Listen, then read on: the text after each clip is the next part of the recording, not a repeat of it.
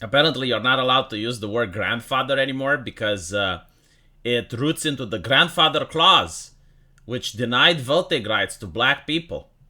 You're not allowed to use American either because the term often refers to the United States, insinuating that it's the only country in America. Now, I want to point out that inclusive language is one of the most insidious weapons that the left has employed.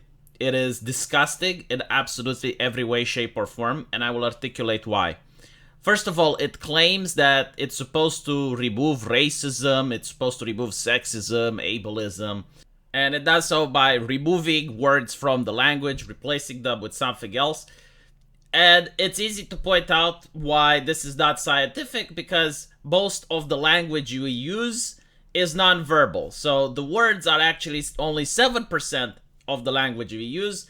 And even then, words matter based on context, the inflection of a person's voice. Simply saying that a word is negative under any circumstance is not scientific. It's not even academic. So why do they do it? Why do the universities focus so much on this bullshit? The first reason is to train students that a position of authority that they have no control over it is not democratically elected. So in this case, a university professor, the position of authority can dictate to the students how they are allowed to speak. It is training for the student to become a drone, to accept what the person in authority is dictating to them, regardless of how ridiculous it sounds. And this is very important. This is why most of these words make absolutely no sense and they're hilarious. This is why, like Tucker Carlson is laughing. It's like, oh, so you're not allowed to say grandfather. You're not allowed to say master bedroom. Ha ha ha. It is by design. This is the purpose of the inclusive language. They want to train students into doing things that the general public does not agree with and that most people find hilarious. This is a humiliation ritual of sorts. This is why when the New York Times ran a poll, they found out that the public at large disagrees with the inclusive language. And yet, this happened in Germany as well. But the result is to double down, to push it even harder. Because it's the purpose of it to go against the public, to go against what people think. So, for example, the word Latinx. The word Latinx is massively rejected by the Latin population. But the academics don't care because it's not about protecting the Latin population from racismus. The purpose is to take a student who, despite the fact that they know better, they're now going to use that word because the person in authority tells them. Another reason for inclusive language is to encourage hatred towards people who do not use it. The message is that good people who care about oppression and ending racism, they use inclusive language. If you do not use inclusive language, then it means you are encouraging racism, sexism, and so on. So you're a bad person. And you will see that this is how people who are very woke, usually academic students, they immediately realize in a conversation who's on their side and who isn't indoctrinated in the ideology. I'm not even saying like people who disagree with them, but simply people who do not care about woke issues. And in a conversation, they will immediately flag someone that's not like that. And you will see that in a room where the students don't even have to speak with each other. Just by using this inclusive language, they realize, okay, well, this person is not one of us. And they will try to dominate that person. And if the person tries to resist or tries to fight back, they will even become aggressive.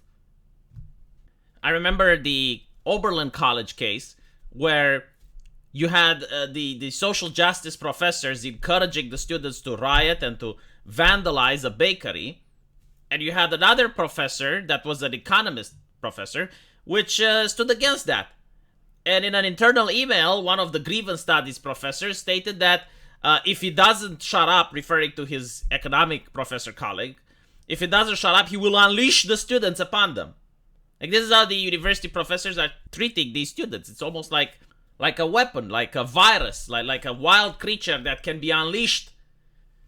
And of course, probably deep inside, the student feels themselves like a dog that's chained in a yard and has to look up to Massa to get permission to do anything, and Massa feeds him and Massa takes care of him. But when he sees other dogs that are free and they're walking on the street without a leash, they get angry. They start barking. They get very upset. It's like, why is this dog free and I'm not?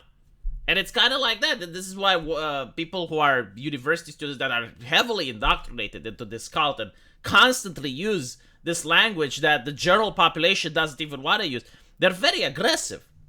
Like, just to call them mean-spirited wouldn't do justice. I mean, you can go on Twitter and you can see the people who use this inclusive language that, again, the overwhelming amount of population does. But you will see just how mean-spirited they are, how vindictive they are, how aggressive they are. They immediately recognize, like, okay, the in-group, out-group type of ideology, right? Like, people are like within black or white category.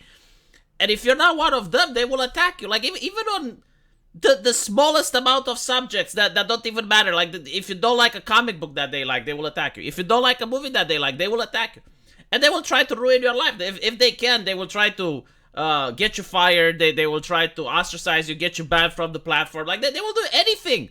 Literally, any type of tactic that they can employ, they will do it.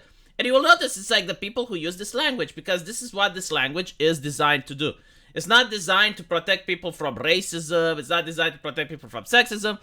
The idea that if you had like a community of mute people that don't talk, that would not have any racism or sexism is bewildering, right? But that is not the point. The point is to get people used to the idea that a person in power can tell you what words to use. And if a person in power can tell you what words to use, especially when they're ridiculous, then they can tell you to believe anything. Because if they can do it with words, then they can move on and they can do it with ideas. They can do it with concepts. And again, like the inclusive language is already training people to get used to the idea. So for example, you're not supposed to use illegal citizen, right? Which means that a person went into another country without going through the legal channels, so he committed the crime. No, you're supposed to say undocumented migrant, right? Like, the only problem with him is that he doesn't have the documentation. Imagine if you would say the same thing for a burglar. I mean, he's not breaking in. He's just a person that's undocumented into your house. You know, he doesn't have like the residence of your house on his ID card. It's complete madness, but it's designed in order to make you change your mind, like accept new ideas. It's not the China virus, it's COVID, right? It's not the Z variant, it's Omicron. That's what they're doing, basically. And once you notice that, you understand why this inclusive language is actually very harmful, very dangerous. And if you see your kids studying it, or you see a teacher trying to push it on your kids, you should know what they're trying to push. And again, like, it doesn't lower racismus, it doesn't lower sexismus. Most of the language that's done is nonverbal anyway. And they are pushing this incredibly hard. It's not like, oh, by the way, you should talk like this. Like, if you're at a university and you don't use the proper terminology, you get in trouble.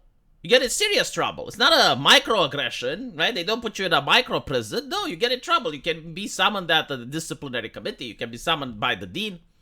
So yeah, that's the thing. And hopefully you guys are aware of why this is dangerous and you get to spread the word around. Thank you for watching, and I'll see you in the comment section. Take care.